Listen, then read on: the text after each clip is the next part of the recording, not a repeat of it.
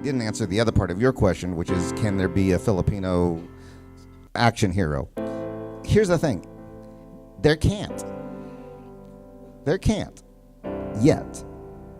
And the reason is because if you were going to a movie studio and you wanted to sell that, you would have to convince them that there is a pre-existing audience that will show up on opening day, and you got to have some evidence to prove to them that they would. So you would need a Filipino star who's gigantic, or a Filipino director who has just had all these smash hits. You know, if you look at Black Panther, you know, he had just had these other movies that were successes. These actors had just been in some big giant movies. There was a way to say, and it was a highly successful Marvel comic book. So they were able to kind of coalesce that. Right now, we don't have that. We just don't have it. But that's why you're in this room. You know, and that's why you're talking about grassroots. What we need to do as a culture is to put our numbers together and have that show up for things. And when the more we show up for things, the more studios are going to go, oh, there's a big market there. We want to sell to them.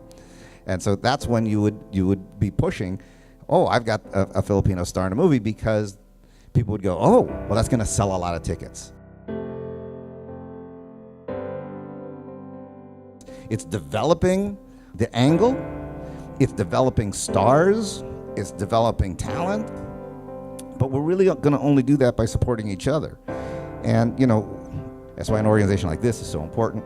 And then, as things start to succeed, people are going to say, you know what, there's a really unique community here. And in the meantime, we got to keep telling those stories, and we got to keep doing these things. We got to support each other. We got to keep doing work. We have to figure out what is our unique voice.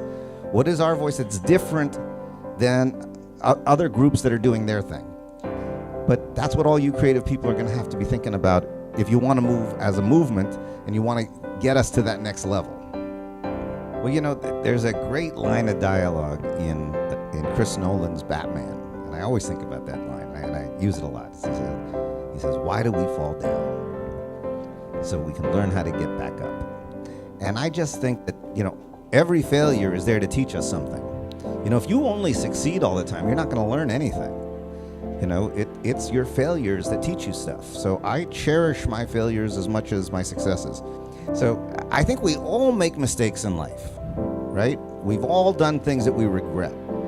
But to me, the question is, what happens when we've made that mistake? Do we rationalize what we did and excuse it and walk away? Because that to me is the ultimate act of cowardice. Or do we look it in the eye and do we say, I can't let that define who I am going forward in my life, and I have to work 10 times harder now.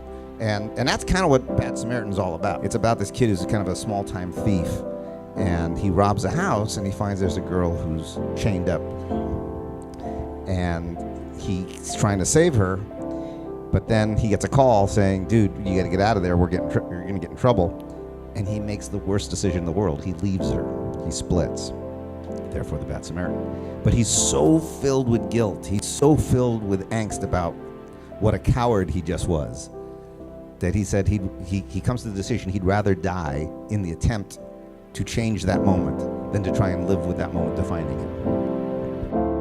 Right now, because there is the opportunity available, it's really about that collision of preparation and luck. Luck you have no control over, but preparation you do.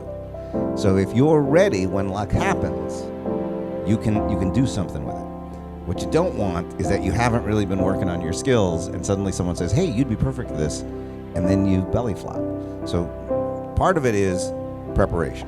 That's what you've got control of. You can control, you know, what goes on with your body, what you eat, what you learn, what you write, what you act. You have the ability to prepare yourself for that opportunity.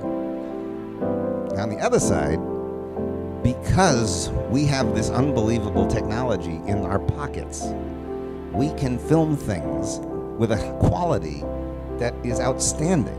You know, Steven Soderbergh just did an entire feature film he shot with his iPhone. So you can make your own short stories, make your long stories. You can do a mini series. And you even have a distribution platform. You can just put it up on YouTube. You can put it on Facebook. You can get on Vimeo. You can tweet about it and get other people to look at it. These are tools that did not exist a while ago. So what I would say is preparation for luck, but also don't wait for luck. Go do your thing. Tell your story. If you're a filmmaker, make films. Make as many films as you can. If you're an actor, act in local theater. Film yourself in short films. Work with young filmmakers. But the more you do it, A, the better you're going to get at it.